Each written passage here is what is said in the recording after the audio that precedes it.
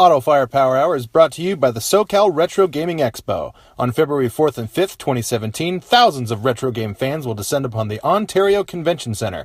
Check out panels, play free arcade games. There will be giveaways, live music, photo ops, and of course, a ridiculous amount of retro games and systems for sale from vendors. For more info and to purchase tickets, check out SoCalRetroGamingExpo.com. SoCalRetroGamingExpo.com.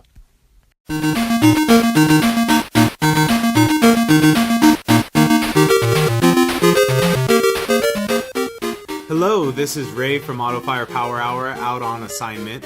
Left Brian in the office and went out and did some real old-fashioned journalism.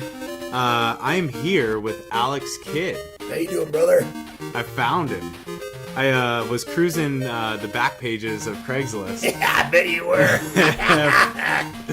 Found an interesting ad, followed it, and here I am with Alex Kidd. Yeah, how you doing, Ray? It's a pleasure to meet you, boss. Man, I'm this is just a real honor here with the original Sega Mascot. Yeah, dude, well, let me just go out on a limb here and tell you, first of all, I'm very thankful for the sandwich that you prepared for me. No problem. It's the first piece of non-garbage food that I've eaten in about a week, so it really hit the sweet spot. Okay. Happy to help, Alex. Yeah, alright. I loved your work in Miracle World. Thank you, yeah. That's the one that they always come, and whenever they're seeing me, whether it's I'm out washing a car or, out canning, sometimes I'll get some fans and they'll come up to me and they always say Miracle World, man. That's the one, that's the winner. Yeah. Yeah. That's kind of what, the pinnacle of your success, let's say that. Yeah, and if, I don't want to deviate too soon here, but, I'll say Miracle World was probably the happiest time in my life, and it's really when I had things together the most. You know what I mean? Yeah, I want to get into that. First, I just got to ask, where'd you pick up that jumpsuit? Well, that's a funny story. So, back then, things were a little bit more loose, more carefree. Of course. I was hanging out with a trucker by the name of Ducky, and he was running pill speed from here to Nevada back and forth. And he was actually wearing it, and at that time I was just kind of dabbling in the lifestyle, nothing too serious. But he had told me, because he seen that I was eyeballing it, and he said to me, "Hey, that jumpsuit's all yours for a price." Oh, that's interesting. Yeah, not exactly what I was expecting. That price was my body. Oh. Okay. Hey, but I don't want to.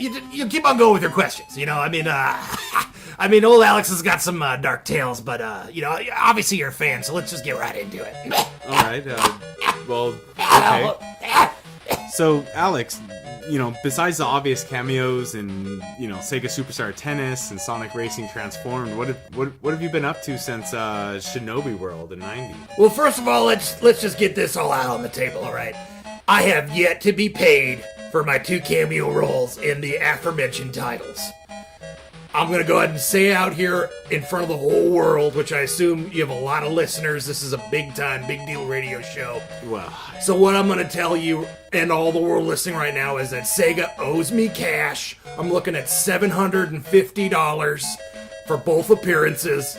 And quite frankly, when I get my shit together, I'm going to lawyer up and I'm going to get my money. There's no doubt about that. Alex is getting his money. But, Alex, you were their top mascot in the 80s, numero uno. You must have, I would think you have a direct line to Sega. Well, I wish that were the case. I do, but, someone as myself, who lives fast, we're going to burn some bridges.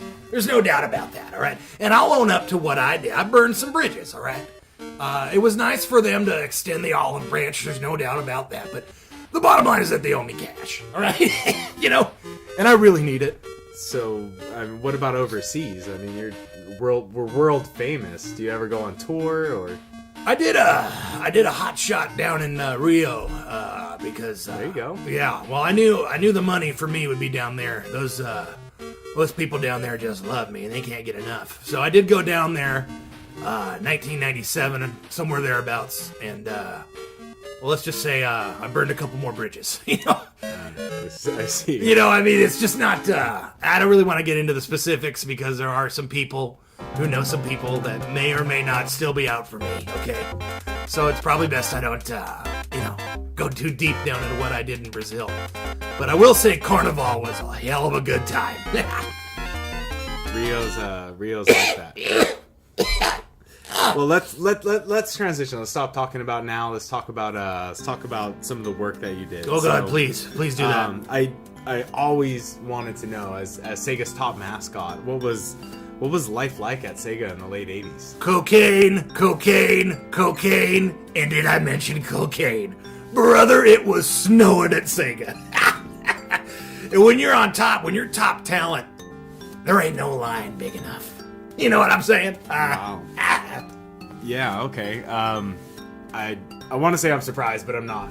Well, it's Sega in the late 80s. Yeah, that's just how things were, man. Everyone was fast, and we took Welcome to the Next Level very seriously. You know what I mean? So, look, Alex, in the prime of your run, in terms of the games that came out, we're talking about Miracle World, The Lost Stars, BMX Trial, High Tech World, and Enchanted Castle, then Shinobi World. That's 6 major releases in 4 years. Yeah, well, we were a busy bee. There's no doubt about it. Quite the run. Oh yeah. Nice. So at that time Sega was on the way up, right?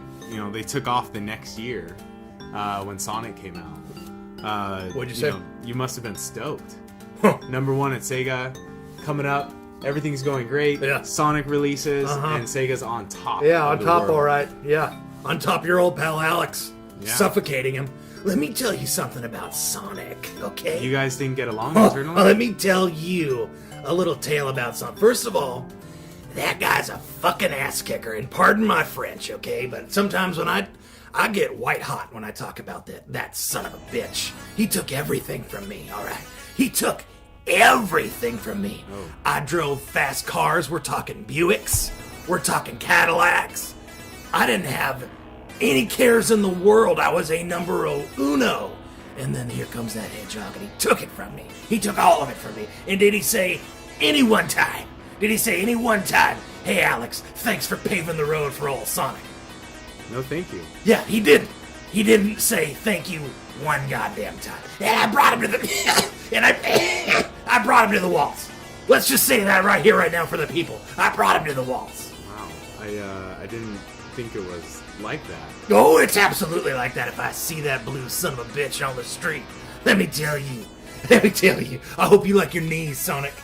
Because I know a certain monkey with cute big ears that's gonna pop him with an iron bar.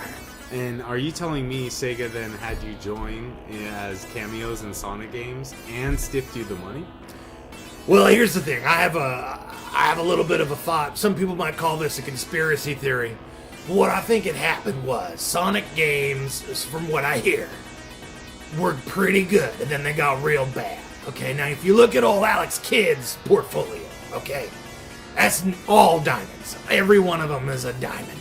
So they thought to themselves, maybe if they get to the old AK one more time, maybe we can talk them back into good graces, and we can get it back on top of the world. Now that's what I thought going on in.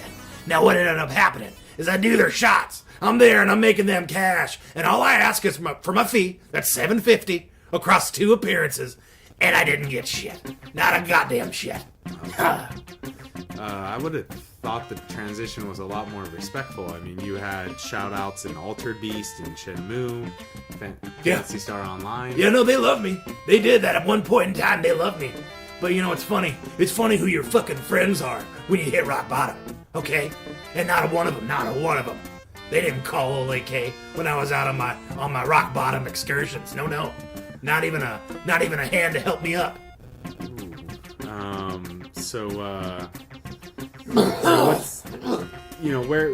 Where's Alex going from here on out? Now that I know the story, I mean, what you mean? Like immediately after we're done recording, I'm gonna go down the street. I'm gonna get on a bus. Then I'm gonna take a couple transfers, and I'm gonna find my way back down to Beaumont. I'm living in I mean, you might want to. I guess you can call it a sober house. I guess you could. Or I just call it. It's just me and my roommates. That's what I call it. Okay. That's it's depressing. Any work lined up? Yeah, as a matter of fact, I told you about Ducky a little while ago, that trucker I've known for a long time. Jumpsuit. Yeah, Jumpsuit that's guy. him. So he got back in touch. And, he's kind of gotten out of the speed pill game. But he's got a good line on stripping wire out of abandoned houses. Okay. And in the Beaumont area, there's a lot of abandoned houses, which means there's a lot of wire.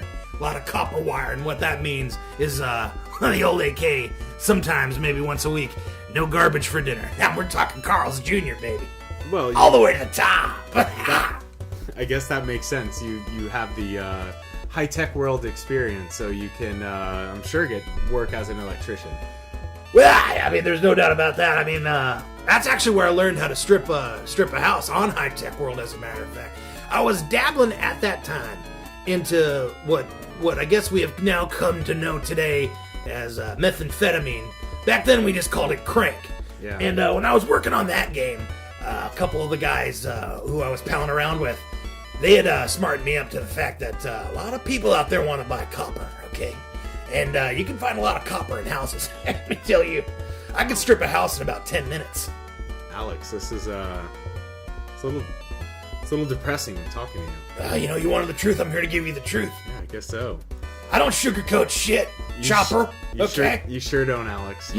Hey, Alex, on behalf of all of Autofire Power Hour's listeners, Yeah. thanks for taking the interview. Well, thank you for having me. And I just want to leave with a couple. I just want to go out there and let the world know a couple things. Okay, no, first and foremost, chemtrails are absolutely real. Your United States government is poisoning you, and they do it in the skies. That's number one. Number two, I am so glad that treacherous demon, Hillary Clinton, didn't get the job. Let me be the first one to say that, because we would have gone to hell in a handbasket with her and her entire pedophilia ring. Oh, I know all about it. I read the news. Oh, I read it. Alex, did you vote for Trump? Oh, hell no. I've never voted in my life and never would. But what I am going to say is I'm just glad it went out that way. Now, before we button it up, I'm going to get to my third point, and that's the Bilderbergs. Now, I don't know if you know this, but every year or so, some of the elite billionaires of the New World Order get together and they decide all of our laws, and they decide how your children are going to eat, and they're going to decide what kind of chemicals they put in the chemtrails to poison your mind. You ever think about that stuff, huh? I haven't, no. You ever thought about why there's fluoride in the water? Ever thought about that? It makes your teeth white. No, fluoride controls you, my friend. Fluoride makes you docile. Fluoride keeps you from fighting the government. Think about it. Follow the money. Okay, Alex, we'll think about it. Do you think I could get $10 from you? Here's $10. Here you go, Alex. Thank you so much. Get something to Thank eat. you. I'm gonna maybe a blanket. I'll tell you right now, I could probably eat for 3 days on this. It's gonna be cold tonight. Yes. Get something to wear. Also, do you think I could stay at your house for a little while? No.